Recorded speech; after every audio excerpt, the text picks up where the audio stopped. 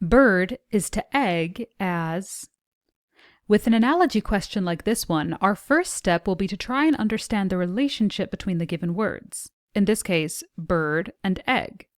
Here, we can say that the connection is a bird develops in an egg. With this in mind, let's take a look at our choices and see which follows this structure.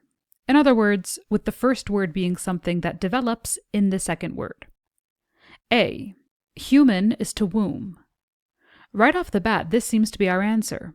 Just as a baby bird grows and develops in an egg, a human grows and develops in the womb. As this perfectly follows our structure, this is likely our answer, but we can take a look at the other choices if we'd like to be cautious. B. Butterfly is to caterpillar.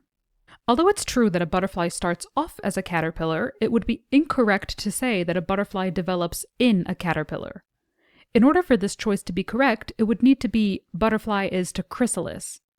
As this isn't the case, this choice can be marked off.